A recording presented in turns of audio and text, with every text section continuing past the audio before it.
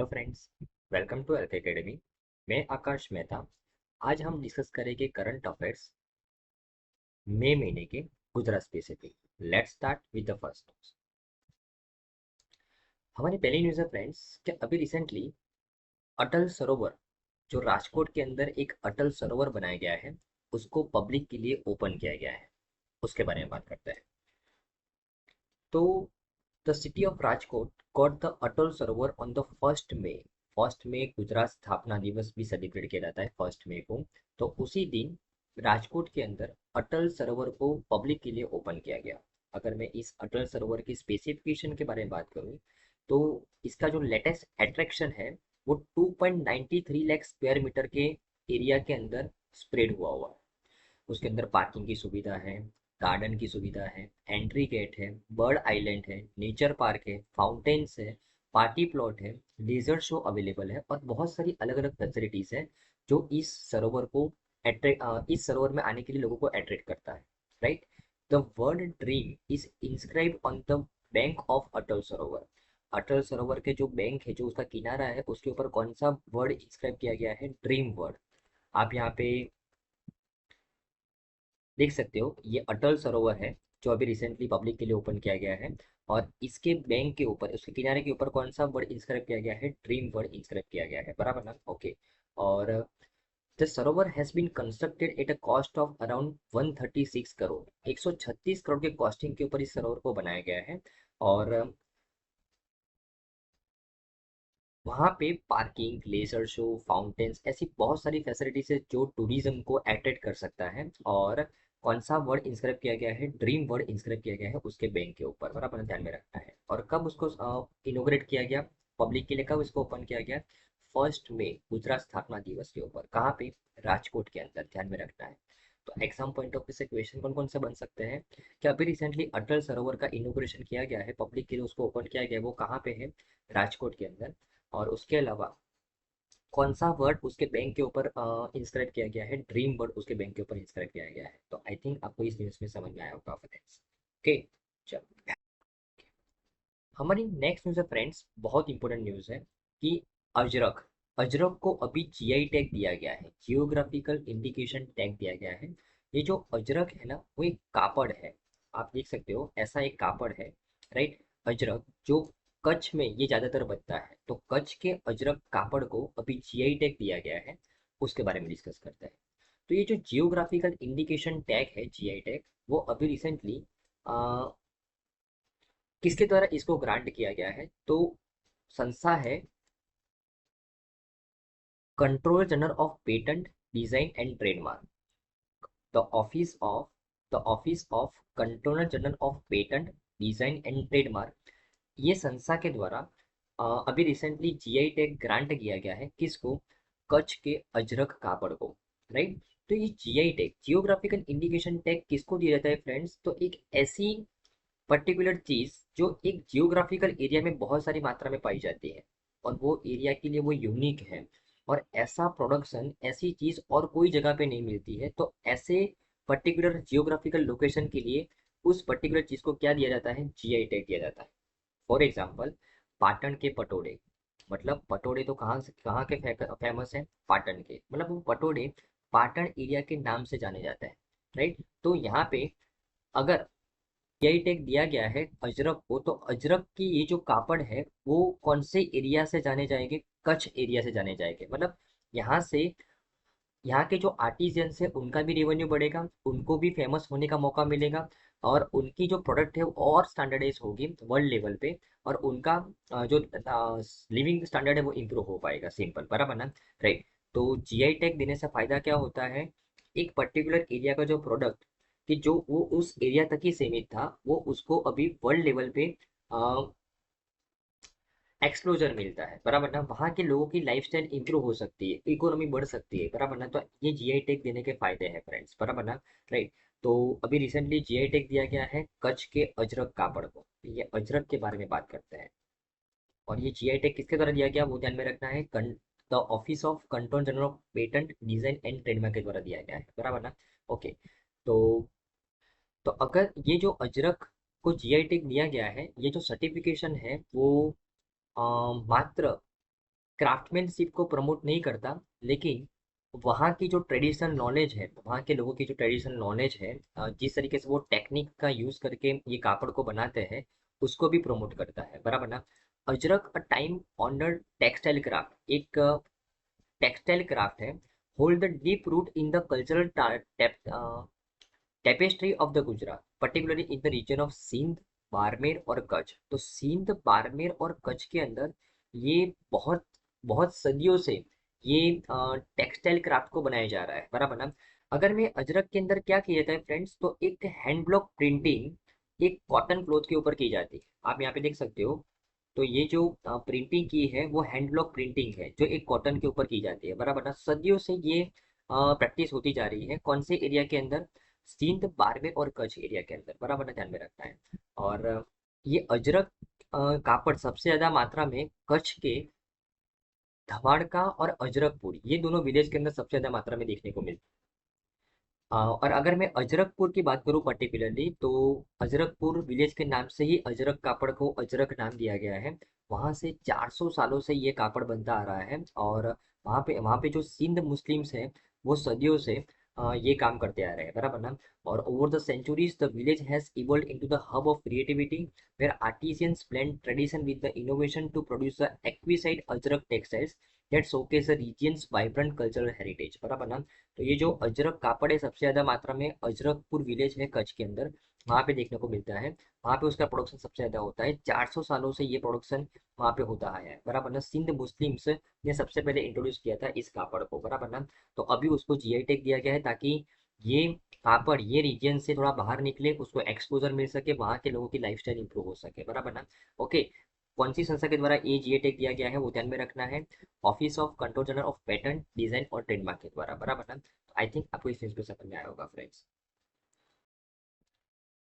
हमारे next news friends कि अभी recently rural electrification corporation limited एक कंपनी है, जिसको आरबी के द्वारा अप्रूवल मिला है कि वो अपनी सब्सिडरी को गिफ्ट सिटी के अंदर एस्टेब्लिश कर सकता है, गुजरात के गिफ्ट सिटी के अंदर। तो इस न्यूज़ के बारे में डिस्कस करते हैं। तो रूरल इलेक्ट्रिफिकेशन कॉर्पोरेशन लिमिटेड, ये कंपनी को अभी recently reserve bank of India के द्वारा अप्रूवमेंट मिला कि वो अपनी सब्सिडरी को इंटरनेशनल फाइनेंशियल सर्विस सेंटर, जिसको हम आईएफएससी बोलते हैं, ये आईएफएससी कहाँ पे है? गिफ्ट सिटी के अंदर, Gujarat international financial tech city Gandhinagar के अंदर है। वहाँ पे ये आईएफएससी के अंदर वो कंपनी अपनी सब्सिडरी एस्टेब्लिश कर सकती है। तो सबसे पहले तो हमको समझना चाहिए कि ये रूरल इलेक्ट्रिफिकेशन कॉर्पोरेशन कंपनी काम क्या करती है। तो एक्चुअली ये रूरल इलेक्ट्रिफिकेशन कॉर्पोरेशन कंपनी, नाम से पता चलता है कि गांव के अंदर इलेक्ट्रिसिटी को एस्टेब्लिश करने के लिए ये कंपनी फाइनेंस प्रोवाइड करती है, फाइनेंशियल सर्विस प्रोवाइड करती है, बराबर ना। वो एक एनबीएफसी है, non banking financial company, bank नहीं है फिर भी वो फाइनेंशियल सर्विस प्रोवाइड करती है। तो ऐसी संस्था को क्या बोलते हैं? एनबीएफसी। ये कंपनी को कौन रेगुलेट करता है friends? Reserve bank of India regulate करता है। तो रूरल इलेक्ट्रिफिकेशन कॉर्पोरेशन, ये कंपनी का मेन काम है कि गांव के अंदर इलेक्ट्रिसिटी को एस्टेब्लिश करने के लिए फाइनेंशियल सर्विस प्रोवाइड करना। तो ये संस्था को अभी आरबीआई की तरह परमिशन मिली है कि वो गुजरात के गिफ्ट सिटी के आईएफएससी सेंटर के अंदर वो अपनी ब्रांच एस्टेब्लिश कर सकता है, वो अपनी सब्सिडरी एस्टेब्लिश कर सकता है। फायदा क्या होगा कि ये एनबीएफसी कंपनी को, रूरल इलेक्ट्रिफिकेशन कॉर्पोरेशन कंपनी को और ज़्यादा इन्वेस्टर्स मिलेंगे, और ज़्यादा वो फाइनेंस कर पाएगा गांव के अंदर इलेक्ट्रिसिटी को प्रोड्यूस करने के लिए। उसके अलावा ये जो आरईसी कंपनी है, ये आई देखो, इंटरनेशनल फाइनेंशियल सर्विस सेंटर, नाम से पता चलता है कि यहाँ पे इंटरनेशनल लेवल पे ट्रेडिंग होती है। तो अगर ये कंपनी यहाँ पे अपनी सब्सिडी एस्टेब्लिश करती है, तो उसको इंटरनेशनल मार्केट का एक्सपोजर मिलेगा। तो वो बाहर इन्वेस्ट भी कर सकती है, और बाहर के लोग भी यहाँ पे इन्वेस्ट करेंगे, और वो और ज़्यादा फाइनेंस कर पाएगा गाँव के इलेक्ट्रिसिटी को प्रमोट करने के लिए, बराबर नाम ध्यान में रखना है।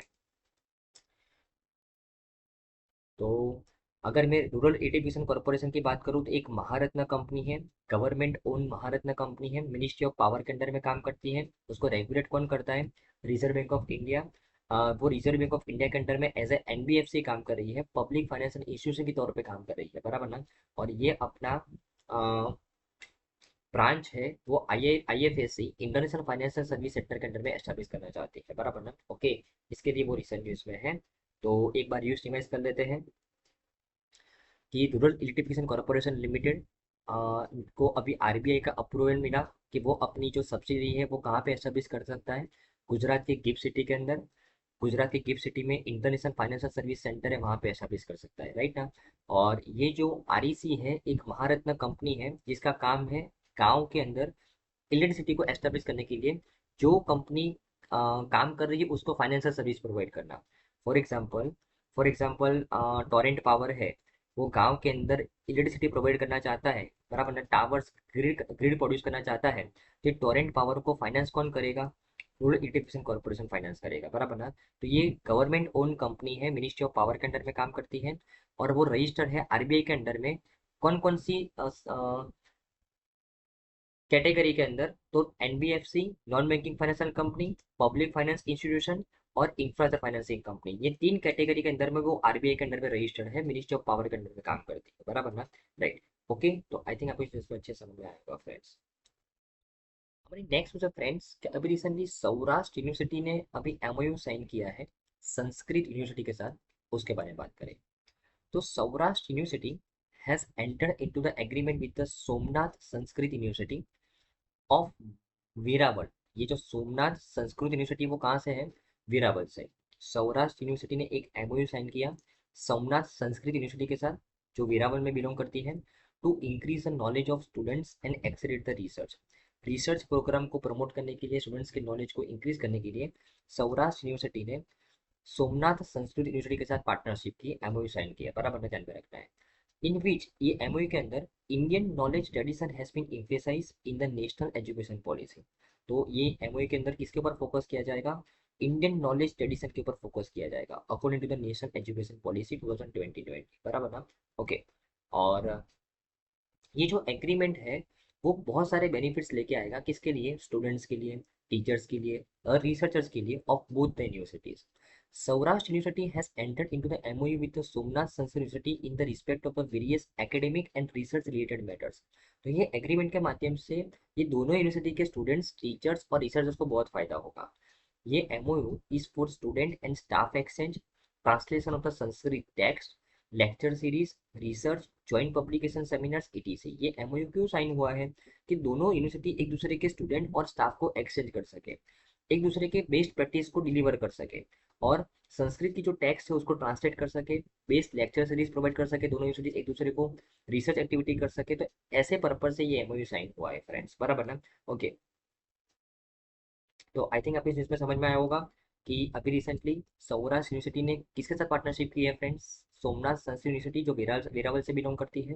क्यों पार्टनरशिप किया है, तो नॉलेज ट्रेडिशन को इम्प्रूव करने के लिए, उसके ऊपर फोकस करने के लिए according to national education policy 2020, और स्टूडेंट्स, टीचर्स और रिसर्च दोनों को फायदा हो सके, इस तरीके से ये एमओयू साइन किया गया है। इस एमओयू के अंडर में स्टूडेंट और स्टाफ एक्सचेंज प्रोवाइड होगा, संस्कृत टेक्स्ट को ट्रांसलेट किया जाएगा, लेक्चर की सीरीज एक दूसरी यूनिवर्सिटी को प्रोवाइड की जाएगी, और ऐसे बहुत सारी एक्टिविटी की जाएगी ताकि एक नेशनल एजुकेशन पॉलिसी को फॉलो करके इंडियन ट्रेडिशन को हम प्रमोट कर सके, बराबर ना। ओके, तो आई थिंक आपको इस चीज में अच्छे समझ में आया होगा फ्रेंड्स। हमारी नेक्स्ट है फ्रेंड्स कि अभी रिसेंटली और एक जीआई टैग मिला है, जियोग्राफिकल इंडिकेशन टैग मिला है, किसको, तो गुजरात के अंबाजी व्हाइट मार्बल को जीआई टैग मिला है for the quality and tradition.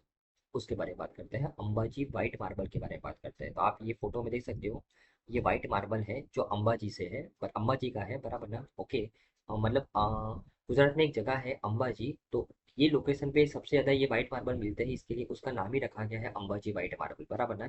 इसको अभी जीआई टैग दिया गया है। ओके, तो अभी हमने फर्स्ट न्यूज़ ही पढ़ा कि जीआई टैग कौन देता है, तो office of control general of patent design और ट्रेडमार्क के द्वारा अभी अंबाजी के व्हाइट मार्बल को, अंबाजी व्हाइट मार्बल को अभी जीआई टैग दिया गया है।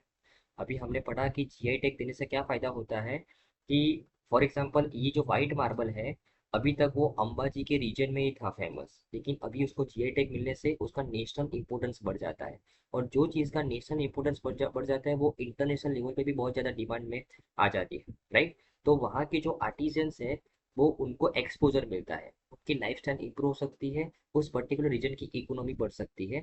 इसके लिए जीआई टैग दिया जाता है, जियोग्राफिकल इंडिकेशन टैग। कौन सी संस्था के द्वारा, office of controller of patent design और ट्रेडमार्क के द्वारा, बराबर ना। ओके, और अगर मैं अंबाजी व्हाइट मार्बल के बारे में बात करूं तो it is a type of marble which is known for its stunning white appearance. ये जो मार्बल है ना उसके व्हाइट अपीयरेंस के बारे में बहुत फेमस है। एंड यूनिक नेचुरल पैटर्न्स, उसकी जो पैटर्न्स है वो बहुत नेचुरल है, उसके जो व्हाइट अपीयरेंस है उसके लिए वो बहुत फेमस है। इट इज नेम्ड आफ्टर, ये जो व्हाइट मार्बल है उसका नेम जो अंबाजी शहर है गुजरात का उसके नाम के पीछे लगाया गया है, बराबर ना। ओके। जो अंबाजी व्हाइट मार्बल जो नाम है वो गुजरात का एक शहर है अंबाजी, उसके नाम से ये अंबाजी व्हाइट मार्बल का नाम रखा गया है, राइट ना।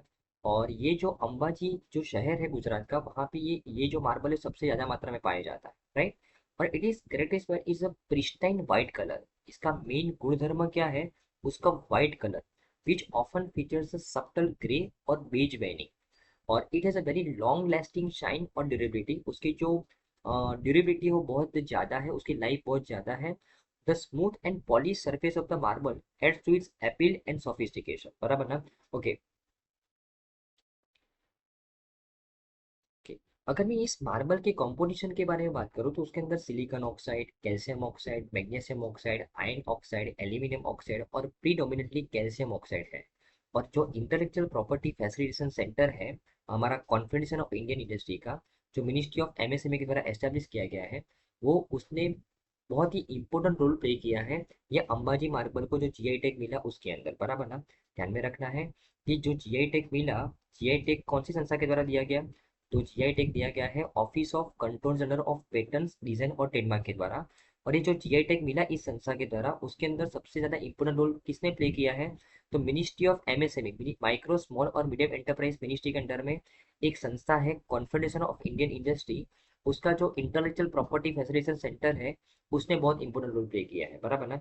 उसके अलावा बहुत सारी गुजरात की संस्था, stone artisan park training institute जिसको हम सप्ती बोलते हैं, गुजरात गवर्नमेंट का जो commissioner of geology and mining industries and mining department, Banaskantha collectorate, ये जो तीन इम्पोर्टेंट संस्था है उन्होंने भी बहुत इंपॉर्टेंट रोल प्ले किया है इस अंबाजी व्हाइट मार्बल को जीआई टैग देने के लिए, बराबर ना। ओके। ओके। तो आई थिंक आपको इसमें समझ में आया होगा फ्रेंड्स, एक बार रिवाइज कर लेते हैं कि अभी रिसेंटली अंबाजी के व्हाइट मार्बल को जीआई टैग मिला उसकी क्वालिटी और ट्रेडिशन की वजह से। ये संस्था के द्वारा office of controller general of patent design और ट्रेडमार्क के द्वारा इसको दिया गया।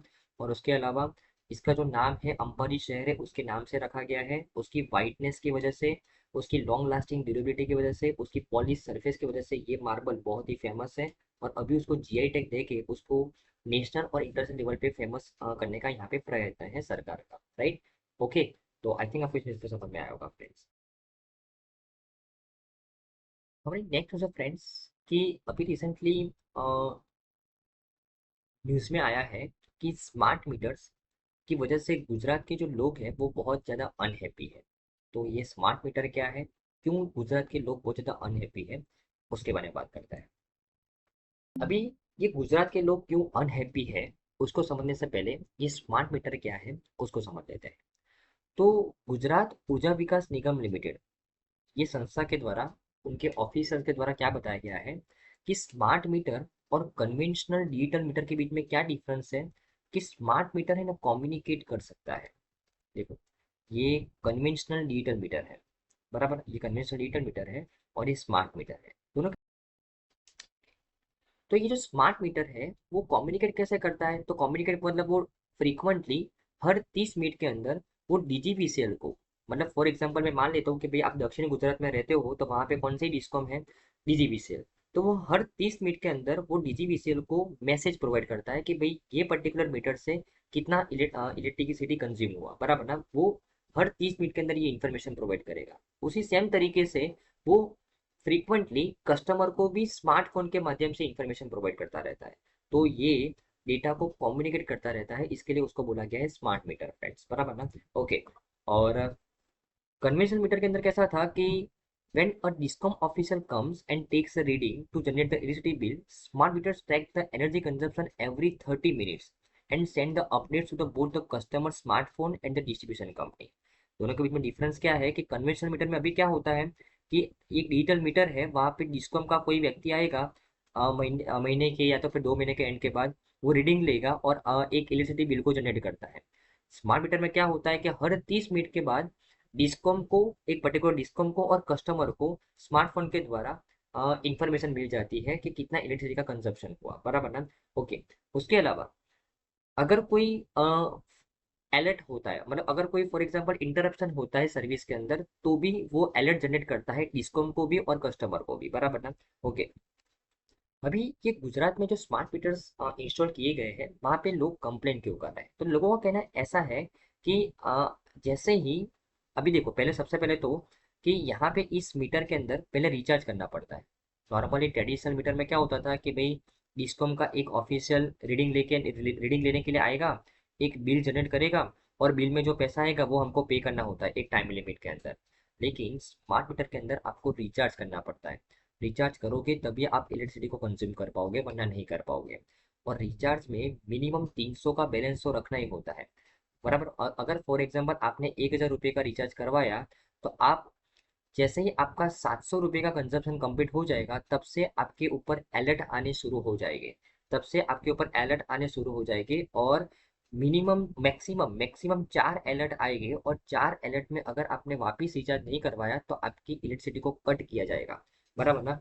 और अगर गुजरात में हालत खराब क्यों है फ्रेंड्स? क्योंकि एक्चुअली एक तो लोगों की कंप्लेंट ये है कि नॉर्मल ट्रेडिशनल मीटर की जगह पे ये मीटर इंस्टॉल करने पे हमारा हम इतना कंज्यूम नहीं कर रहे हैं, फिर भी हमारा बिल ज़्यादा आ रहा है।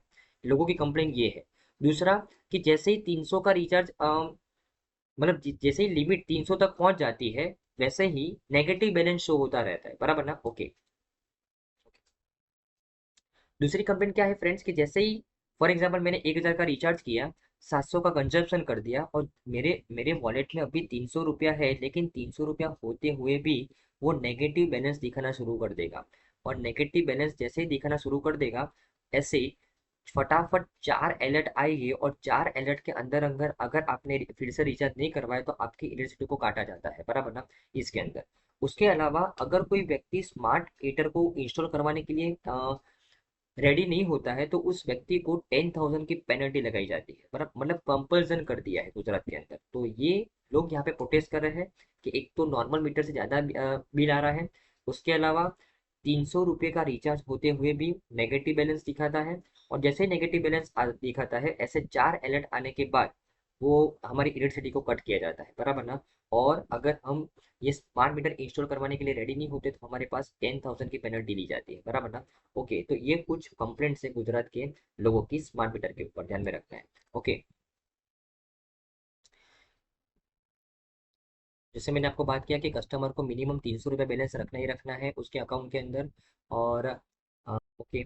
और ये जो 4 अलर्ट आते हैं वो कब कब आते हैं, कि जैसे ही कस्टमर का बैलेंस 7 दिन के एवरेज कंजप्शन तक पहुंच जाता है, तब एक अलर्ट आता है। दूसरा अलर्ट जब उसका 2 दिन का एवरेज कंजप्शन का बैलेंस पहुंच जाता है, तब दूसरा अलर्ट आता है।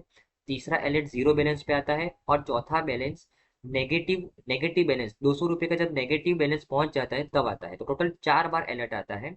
देखो, फॉर एग्जाम्पल आपने 1,000 रुपये का रिचार्ज करवाया, और आपने 700 का कंजप्शन किया, और 300 आपके वॉलेट में है, 300 आपके वॉलेट में है, आपके रिचार्ज के अंदर है, लेकिन ये 300 तो मिनिमम रखने ही रखने हैं। जैसे आपने 700 का कंजप्शन कर दिया, तो आपके अकाउंट में कितना बैलेंस दिखाएगा? जीरो। जीरो बैलेंस दिखाएगा। तो अभी देखो, फर्स्ट अलर्ट जब आपके अकाउंट में, आपके ये जो अकाउंट है उसके अंदर 7 दिन का एवरेज कंजप्शन आप करते हो, इतना बैलेंस है, तो फर्स्ट अलर्ट आएगा। 2 दिन का एवरेज कंजप्शन करते हो, उतना बैलेंस है, तो सेकंड अलर्ट आएगा।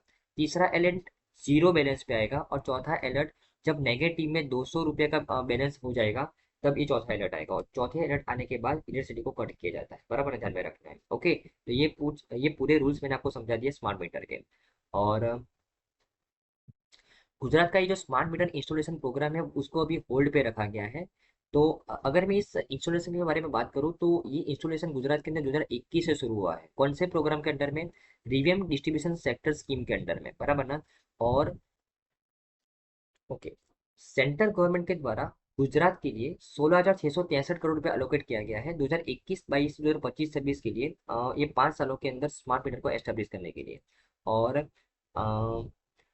Eight India level the total sanction outlay has been 3,03,758 crore. India level पे 3 लाख का बजट 3 लाख करोड़ का बजट एलोकेट किया गया है और गुजरात लेवल पे 16,000 करोड़ का बजट एलोकेट किया गया है, बराबर ना? राइट। और ओके, और टोटल नेशनल लेवल पे 19.79 करोड़ स्मार्ट मीटर्स को डिस्ट्रीब्यूट किया जाने वाला है। उसमें से गुजरात को कितना मिलने वाला है? 1.64 करोड़। और उसमें से गुजरात गवर्नमेंट के द्वारा 60,000 स्मार्ट मीटर को ऑलरेडी इंस्टॉल किया गया है, बराबर ना? ध्यान में रखना है। ओके। और बट ये प्रोटेस्ट की वजह से ये स्मार्ट मीटर के इस प्रोग्राम को जो 2021 के अंदर शुरू किया गया था उसको अभी होल्ड पे रखा गया है। ध्यान में रखना है कि भाई गुजरात गवर्नमेंट को 16,000 करोड़ रुपया एलोकेट किया गया है और सेंट्रल गवर्नमेंट के लिए 3 लाख करोड़ रुपया एलोकेट किया गया है, central government central national level पे इसको इम्प्लीमेंट करने के लिए, बराबर ना? ओके। तो आई थिंक आपको इस चीज़ को अच्छे से समझ में आया होगा फ्रेंड्स। ओके। तो आई थिंक फ्रेंड्स आज की तमाम न्यूज़ में आपको अच्छे से समझ में आया होगा। Thank you friends, bye.